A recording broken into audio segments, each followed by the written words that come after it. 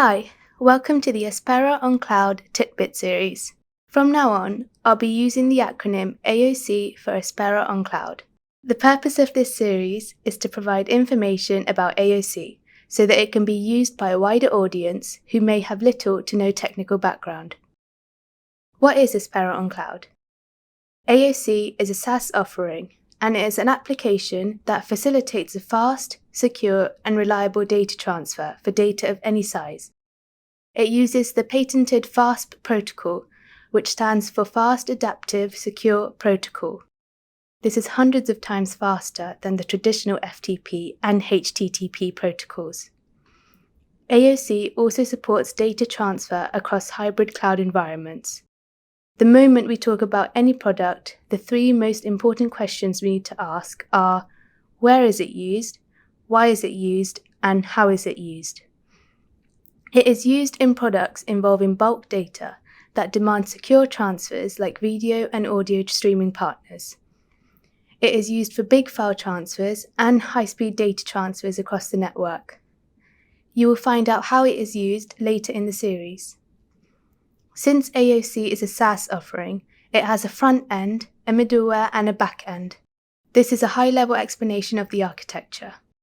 AoC is hosted on a hybrid cloud infrastructure, and it is supported on Google Cloud, Microsoft Azure, IBM Cloud, and Amazon Web Services. AoC is highly available, meaning it can operate continuously with minimal to no downtime, and it is also highly scalable, meaning it can handle a large increase in users or workload without strain to the system. When you launch the AoC URL, you will see a page similar to the one shown on the screen. There are different applications of AoC that you can choose from the menu, which is shown on the right-hand side of the screen. The Files app, the Packages app, the Activity app, the Automation app, and the Admin app. The Files, Packages, and the Admin apps are the core of AoC. The Activity and Automation apps came later in the lifecycle of AoC. Now, let us look into these applications one by one. When you click on the Files app, you can see the option to create folders as shown on the screen. For all files and folders, you are able to copy them, move them, and share them with one or more members within the same workspace or members outside of the workspace. Now moving on to the Packages app. Imagine this app as an email inbox. It is similar to Dropbox. It allows users to send files and folders from anywhere. For example, your desktop or a mount that is accessible through AoC. A digital package is created out of it, which can be shared through a shared inbox or be sent to email IDs of the members and even the non-members of the workspace. Moving on to the Activity app. The Activity app in AoC records activities like file transfer events, the bandwidth usage, and the number of megabytes and gigabytes of data being transferred. It displays this information through graphs and bar charts.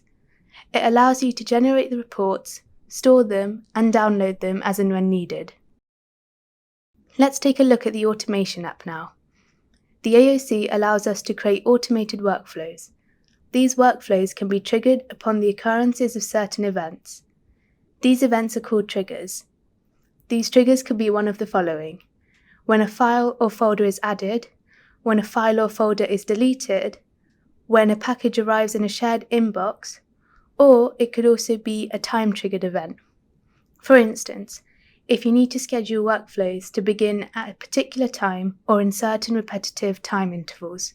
In addition, you can have a manual trigger which is launched by the user. This can be done either using API calls or using the UI. Triggers can be followed by an action step. There are many different types of actions. For example, the action can be to transfer files, send a package, call an API, notify the users, create custom variables, or create a folder. This means the user can design workflows based on their use cases. The last app of the AoC is the Admin app, which is very important. This is where you are able to set up your org, which is the AoC organization. It is the primary administrative container for any user. By default, an org contains at least one workspace, which is the primary container for user collaboration. You are also able to manage the workspaces, nodes, authentication, and subscriptions.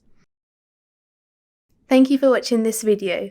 Keep an eye out for more videos from the AoC Tid-Bit series.